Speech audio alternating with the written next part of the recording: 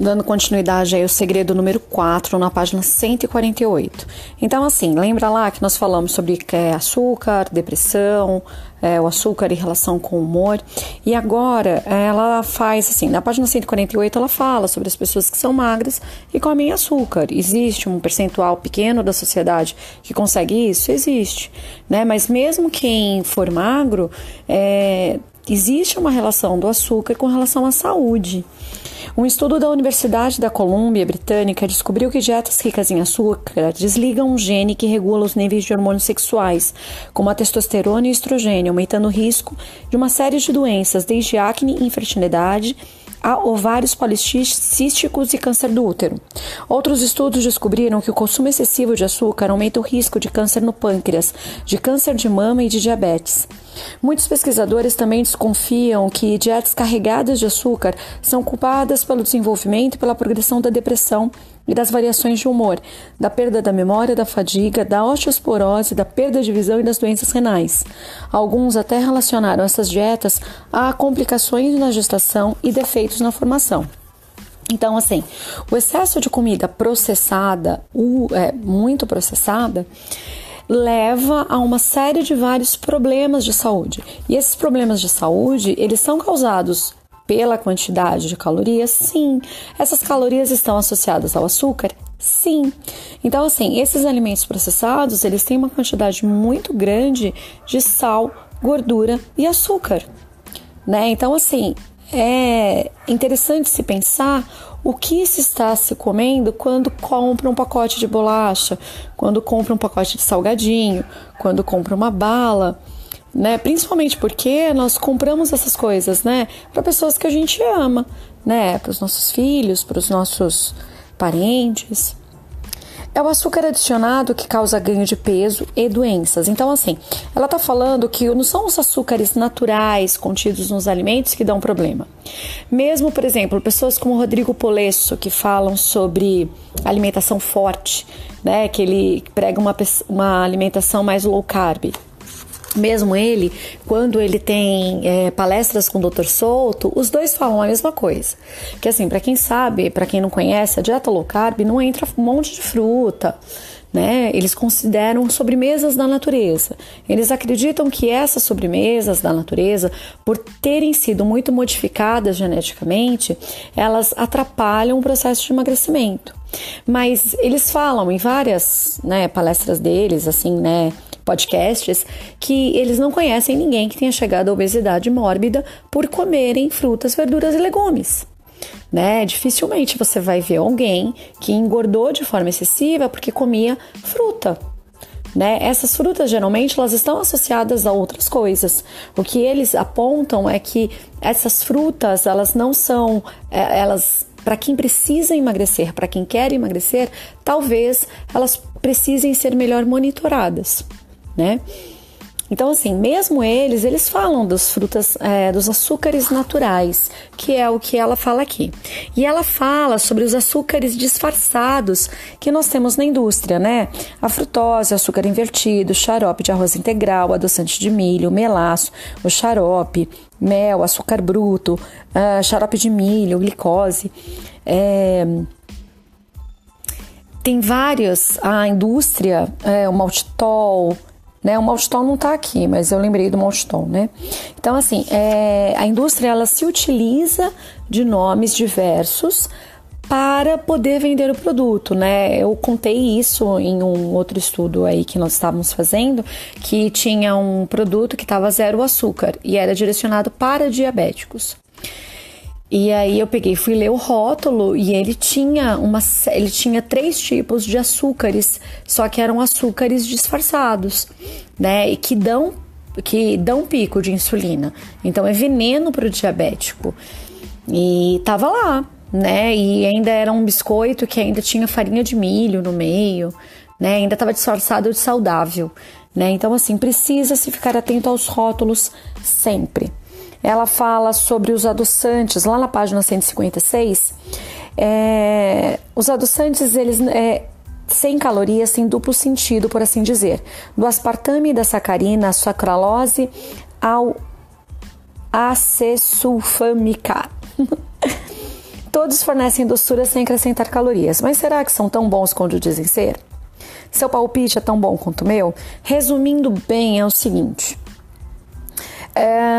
Teve um estudo que mostrou, né, que o adoçante, ele, por ter o sabor doce, ele confunde o cérebro e leva a um ganho de peso e aumenta o apetite, né? Então não é tão interessante para algumas pessoas, né?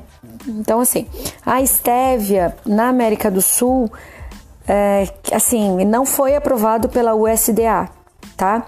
Então, assim, a estévia no Brasil, ela é a mais indicada pelos médicos, ok? O que ela tá dizendo é que não foi aprovado por lá ainda.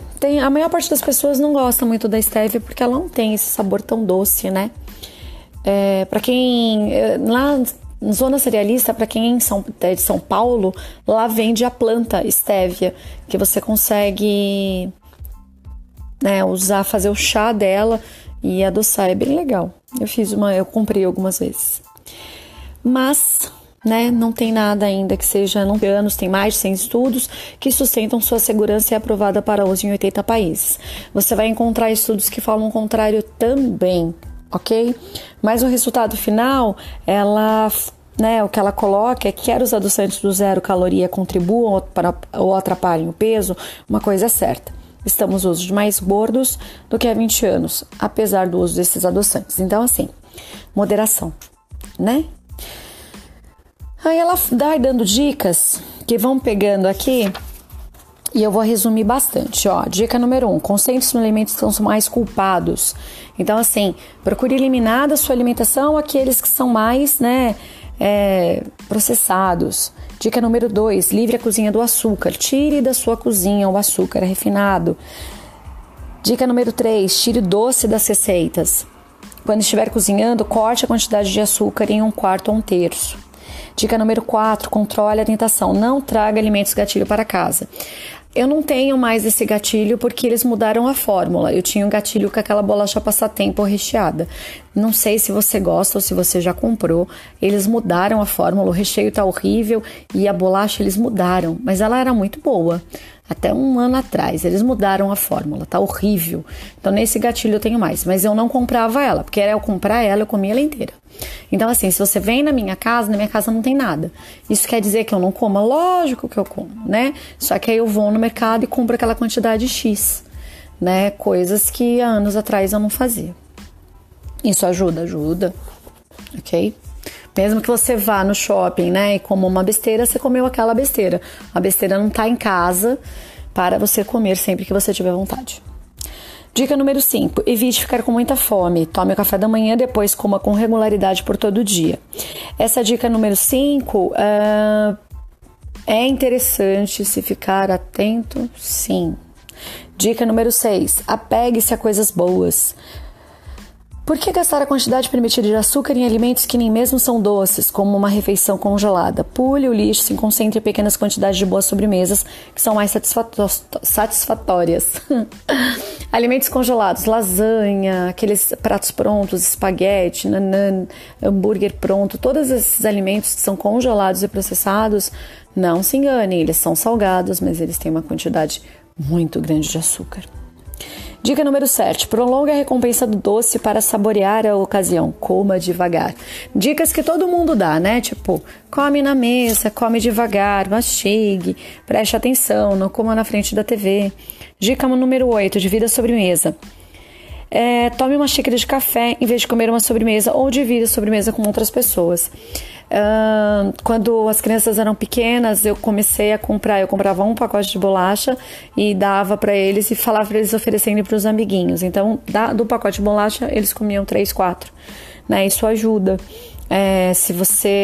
Hoje a gente não faz mais bolo em casa, eu compro o bolo pronto, uma fatia pequena, porque quando você tem uma família grande, cada um come uma fatia e já era. Hoje, se eu faço um bolo em casa, são 2, 3 pessoas às vezes, fica uma quantidade muito grande para cada um, então eu prefiro comprar o bolo pronto. É interessante você pensar no que você vai fazer, como você vai fazer, o que você vai comprar, ok? Estabeleça limites. Honre o antigo tratado, erra ao planejar e você terá planejado falhar. Se você planeja mudar a sua alimentação na segunda, abasteça a sua geladeira no domingo. Dica número 11, incremente os níveis de serotonina com carboidrato de qualidade. A minha nutricionista falou, Sibeli, não corte o carboidrato. Caso contrário, você vai gerar gatilho vai gerar compulsão vai dar merda. Dica número 2, use temperos. Os temperos, eles ajudam bastante. Evita usar tempero pronto. Glutamato monossódico pode deixar gostosinho, mas envenena o corpo. Dica número 13, pense em gêneros agrícolas. Use o tempo gasto com sobremesas para atingir sua cota diária de 8 frutas ou vegetais. Então, assim, faça as refeições pensando no que você está comendo. Dica número 14, mude sua atitude. Fome por doces são sugestão para comer, não um comando para se refestelar. Dica número 5, prefira versões sem açúcar de seus produtos preferidos. Dica número 16, entenda bem o açúcar adicionado. É fácil ficar perdido em relação ao açúcar adicionado. E eu vou deixar para você ler a página 162, 163, que ela vai dando algumas receitas, vai dando soluções para algumas coisas aí que você deseja fazer, como a 4 ou 5 horas, não se estenda, né, não estenda demais o seu jejum. Esse livro, ele fala sobre comer e ser feliz, ok? Nós já participamos lá de outros estudos, onde nós estudamos outras coisas. Então, assim, tem estudo que vai falar algumas coisas que vão contradizer outras. Lembrando que não existe certo e errado, tudo depende de quem, para quê e de que forma. O importante é sempre o equilíbrio. Beijo, gente. Tchau.